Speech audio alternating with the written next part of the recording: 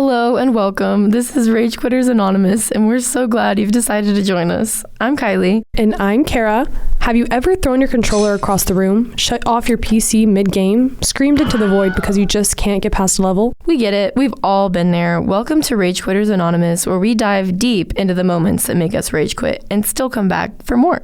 Because let's be real, rage quitting isn't just about games, it's about life. Frustration, competition, and that one boss fight that haunts your dreams. We're not just here to vent. We'll be breaking down the psychology of rage quitting, sharing epic and embarrassing stories, and maybe even figuring out if quitting is ever the right move. So whether you're a casual gamer or a competitive pro, join us every episode as we explore the science, art, and chaos of rage quitting. So hit that subscribe button unless you're already too mad to listen.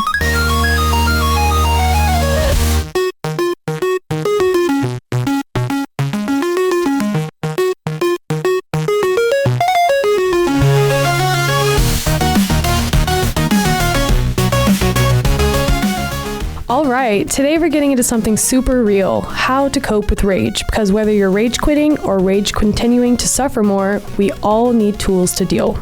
Yeah, sometimes you keep playing while mad just because you don't want the game to win, and then suddenly it's 2 a.m., your eyes are twitching, and your character's been standing in a loading screen for 5 minutes because you are so zoned out. So true, and we're not just talking about yelling when a game bugs out, we're talking about that deep, simmering anger and rage that builds up over time and affects your whole mood when playing a game. It's more common than people realize.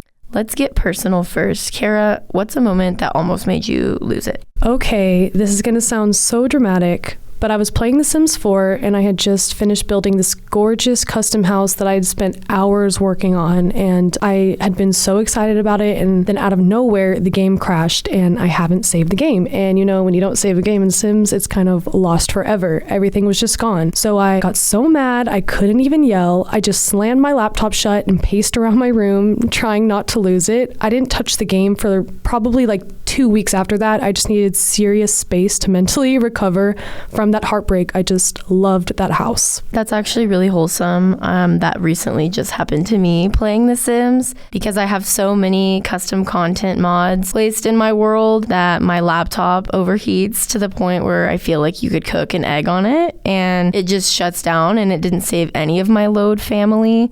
So that was really unfortunate for me. Yeah, no, I completely get the mod thing. Honestly, I think that's probably the reason why my game's crashed out. I have so many on there and my little laptop just can't handle it. I was recently replaying the Walking Dead game, and I made a dialogue choice that I thought was the right choice, but it led to a character dying. I literally paused the game and just sat there devastated. I didn't necessarily rage quit, but I felt this huge emotional pressure that made me walk away for the night. Those choices are brutal. Yeah, no, definitely in those choice games where it's life and death, those stress me out. But in times like that, you just gotta start simple, pause the game, step away, do something else. I know it sounds really obvious, but the truth is when you're mad, you lose all perspective on that situation sometimes, and you just need to disconnect and look at it from an outsider's perspective, take a deep breath, and come back at it at a better time when you're more calm. Exactly. I like to walk outside, make tea, I'll lie on the floor and scroll on TikTok. Honestly, that's my best way to decompress from things that stress me out. Distance helps your brain reset. Taking breaks helps regulate your nervous system, and it makes it easier to come back and focus. When I'm really overwhelmed, weirdly enough, I clean, and I'm not like type A, like OCD person at all, but for some reason I do clean when I get stressed, and I guess it's like more of like a something I can control. Like let's say in the game, I can't control whether I'm good or not, and I keep losing, and I just get so mad I don't know what to do. There is something that I can control, and it's like cleaning my floor or cleaning my room. So I guess it's just something I go to when I need to relax and get my mind off the thing that's really stressing me out in the moment. The game can wait, it's not going anywhere. You can always take a second and just reset. You're listening to episode 3 of Rage Quitters Anonymous. If you're enjoying the episode, hit that subscribe button. We hope you stick around.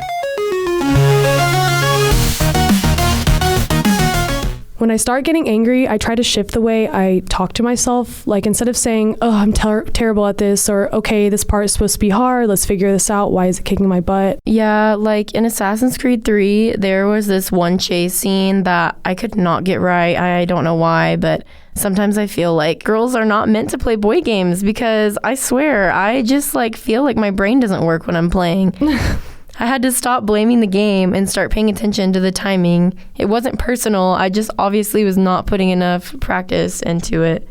Yeah, it's really annoying when you like see somebody who is so good at a game that you're so bad at, and there's really just no reason other than, I guess, they're just naturally good at it. I don't know. It really annoys me, but it's so quick how you can spiral into self-blame. Shifting the mindset not only makes you calmer, but it actually makes you play better when you like take a second, like get lunch or do whatever you need to do and then come back, and then all of a sudden you can do it like after the second time of trying instead of the 30th. You know what's underrated is talking to someone who gets it. Like, not just yelling into the void, but calling or texting a friend who will either laugh with you or be like, dude, same. Because every time I'm having a Sims issue and I text you, I'm like, hey, Kara, like, what's going on? How do you fix this on my game? No, yeah, when you told me you downloaded it again for the first time, and I was like, oh gosh, you were on it for like a long time. You're like, I've been playing this for like 12 hours. I was like, yep, it does suck you in. I've been playing for 24 hours. I just hit my 24-hour mark, so... It's one of those games where you can either play for an hour or you're playing for like 3 days straight. There's no in between. You're literally my rage buddy. So half the time I message you, I'm like, is this game broken or am I broken? And you're like, it's a little bit of both, Kara. It's a little bit of both. I was once stuck in Life is Strange trying to trigger a specific ending, and it just was not working. I texted a friend and they reminded me to breathe and also said that the ending didn't really matter because Max still deserved better. Yeah, no, I do remember that game. That one's a hard one. That one is very annoying because the choices do matter. So what do you do in situations like that when you just need to regulate yourself? Honestly, for me with video games, I use video games to regulate my anger. So when I do get angry with games, it is frustrating because I'm literally using that as my coping mechanism. So when I get really frustrated, I can't lie, I do rage quit, especially Overwatch. There's been times where I will literally flag a player because they're just being a horrible teammate. And I'm like, okay, they suck. And I just flag them and then I get really angry and I get off. But for stress reasons, I usually will just go lay down in my bed and scroll on TikTok. So what do you do when you're stressed and you need to get off a game? This one's weird, but it works. Doing something physical, like clapping your hands, shaking out your arms, jumping up and down, it tells your body we're safe, we're fine. We're not actually in the gaming world that we're in. We're actually in the real world. It's not that serious. Sometimes I even just go eat something, get a drink, and I'm ready to start again. I honestly like to do jumping jacks when I'm really mad, or I'll pretend I'm in a stealth takedown from The Last of Us and I just crouch around my room avoiding the clickers. Honestly, it's so goofy, but it helps me. Sometimes the problem is that we keep going even though we're tired, we're emotionally fried, and we're just not in the right headspace. And that is honestly, I feel like, what causes us to keep staying behind on levels that we can't pass. Because we're in this mindset of like, I just can't do it. And it's just hard to pass a level when you're stuck in that mindset. Right. And it's okay to set limits. Say, I'll try this 3 more times and then I'm done for the night. It's not giving up. It's respecting your own energy. And it's very much okay to know when your limits are done and you just need to call it a night and try again in the morning. Did you know you can listen to your favorite podcast on Spotify and YouTube? Just search Rage Quitters Anonymous to listen on your favorite streaming platform. We hope you enjoy the rest of the episode. Let's talk about the science behind taking breaks. According to the American Psychological Association, taking breaks can improve our moods, overall well-being, and performance capacity. And another site as well, the Inner Space Counseling, says that stepping away when you're angry can prevent anger from spiraling out of control, which I definitely agree with. I feel like that is my favorite way to control my anger, is because I know that a lot of the time I'll say or do something that I don't necessarily mean when I'm angry. So I definitely 100% agree with that study. And I feel like that pause allows for cooling down and reassessing the situation from a lot more of like a calmer perspective. One time I was stuck on a boss fight in Wizard 101. Yes, I still play it. Please don't judge me.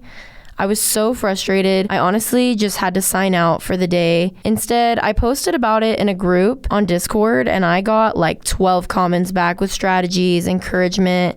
Even one person offered to go into that dungeon with me to fight him, and it made me feel so much better knowing that I was not alone in my frustration. That is so true, and that's why community matters, whether it's like a forum or a Discord. Having people who've been there makes all the difference, like having people who know the game and can give you insight on it or even help you like know funny parts of the game that other people just wouldn't really get.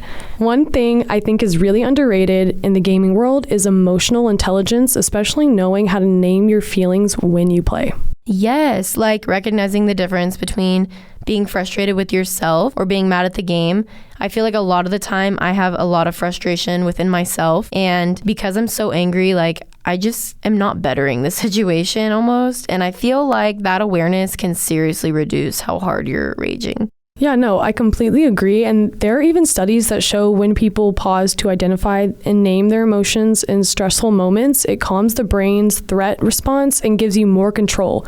It's a whole thing in cognitive behavioral therapy. We could try a fun experiment and make a cool down wheel, list 5 things that we actually enjoy doing for 10 minutes. When you rage, spin the imaginary wheel in your head and do whatever it lands on. For me, I personally will drink water, I'll listen to music, I'll scroll on Pinterest, things like that. Those are really good ones. I feel like mine would be take a walk or rewatching like a favorite cutscene from one of my favorite video games, Little Nightmares, or maybe cooking something I like or doing yoga. So to recap one more time, here's your rage survival kit.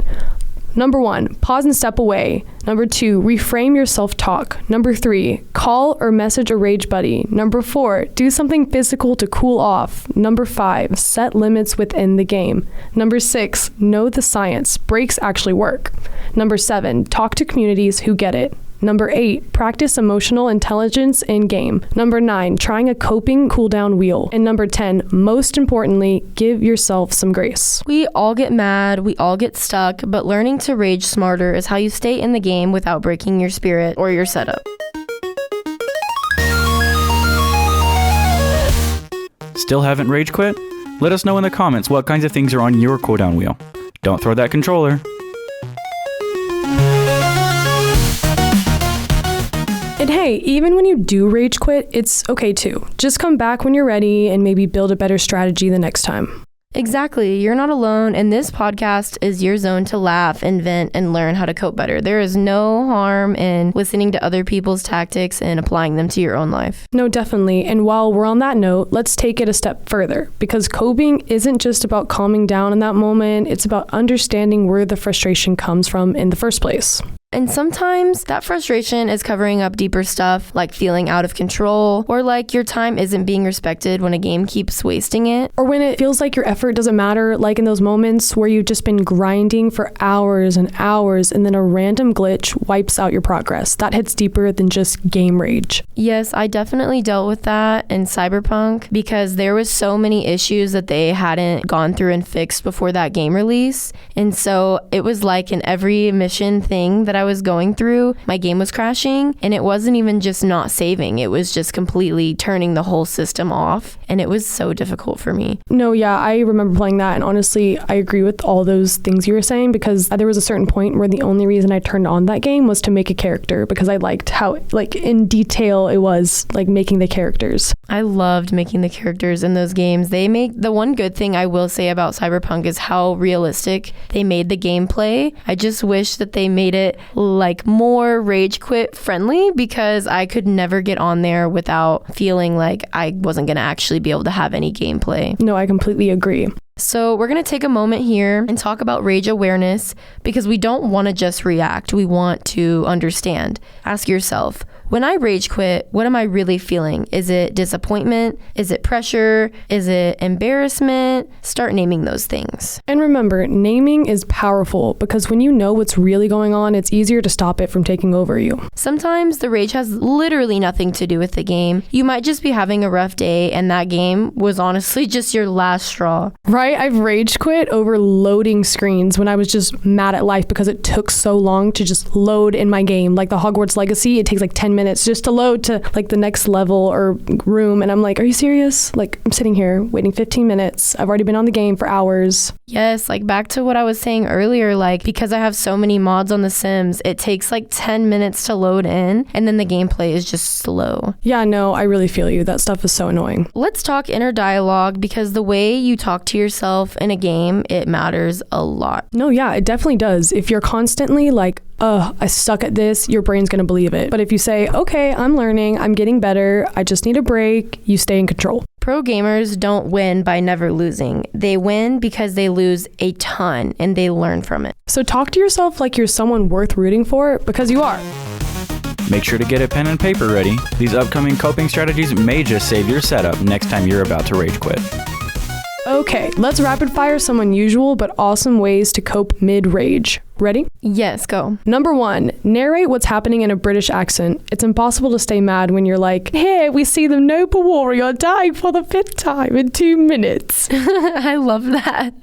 Number 2, make a playlist called Rage Recovery and blast it every single time you're about to rage quit. Number 3, record a fake review of the game and rate it 0 out of 5 because you personally feel attacked. Don't post it, just record it for you. It's like journaling, but unhinged. Let's just say your worth is not based on how well you do in a game. 100%. Losing does not make you weak. Needing a break does not make you dramatic. It makes you human. You're not your win streak. You're not your KD ratio. You're a real person doing your best to enjoy something, and that should 100% be enough for you. Say it with us. I am allowed to lose and still be awesome. Here's a good question to ask when you feel the rage building. Who am I playing for? Exactly. Is it for you? For fun? Are you trying to impress someone? Prove yourself? If you're not having fun anymore, it's okay to take a step back. It's not quitting. It's honestly protecting your own peace. Yeah, and you deserve peace, even in games. Like, games are supposed to be fun, sometimes even peaceful, like Animal Crossing. You know, that game is so peaceful. I go there to fish, to farm, to build houses, talk with my community, you know, hang out with my stepsister when she's on it. I don't go to those type of games for stressful situations, so you can even still play games when you're rage quitting and just go to a peaceful game, and maybe that'll chill you out a little bit because it's very simple stuff. It's not like you can mess up games like that. You're just growing crops.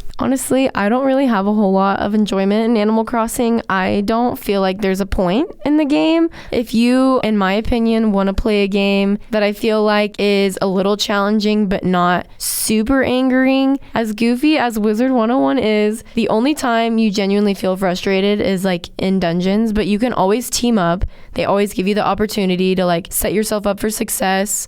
There is so much stuff you can do in there. You do not have to just do main quests. You can do side quests. You can go change your hair. You can change the mount you're riding. You can build a castle if you want to live in a giant castle. And I find that game has more point. I just don't really have a lot of enjoyment playing like Animal Crossing, like Stardew Valley. Like I have a hard time enjoying those kinds of games because like I don't have like a reason to like sit there and play it, you know? Yeah, no, that makes sense. And I get that. If I'm being honest, it's not like really my go-to game. I didn't really want to say my go-to game on here, but I will. It's Star Stables. Yeah, you can do your hair. You can do your horse's hair. It's just a really fun game. And I agree, but you actually have to like go on missions and stuff. And there is a point to it. Like, so I do very much get what you mean because those games can be kind of tedious. But I guess when you just want peace, that could be something that you go to just to get your mind off something for a second. Well, and if you really want to relax and you're one of the girlies, you could play the Hannah Montana game. I have so much fun playing that. You literally just use the analog sticks on your PlayStation and you go to her concerts, and I don't know, games like that from my childhood I find to be a lot more relaxing than games in this generation because all the games in this generation are so difficult to play. Honestly, I rage quit playing half of the games that just recently came out. You're so right about the games nowadays, and I agree with you, but there is this one game that just came out, and it's actually one of the few games that I've been really excited about. It's called South of Midnight. Have you ever heard of it? I have not heard of it, no. So it's like very much a story game, and there is very much a point to the game in it. Basically, this girl's mom gets taken, I think during a flood or something, by these swamp creatures, and she has to go on this mission to find her mom, and it's only available on Xbox and PC right now, but it's very intense, and I've seen a lot of people rage quit over it already, but not in the sense where they don't want to play the game anymore, because they get so emotionally invested in the storyline and they want to know what happened to the mom, and there's different storylines with the monsters and backstories with them, so it's just very interactive. I think that if that game is anything like Beyond Two Souls, I'm not sure if you've played that one,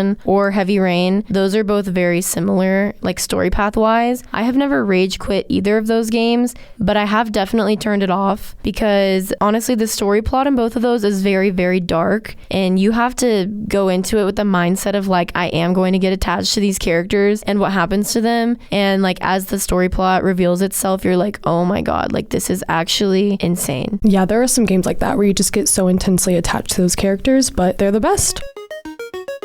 Well, thank y'all for tuning in to another episode of Rage Quitters Anonymous. Big shout out to our amazing editors and script writers for their hard work and passion. This would not be possible without them. You can follow us on YouTube and Instagram and check us out on our website through the links in our bio. Don't forget to hit that subscribe button so you can never miss an episode. We'll catch you next time. Until then, have an awesome rage-free week.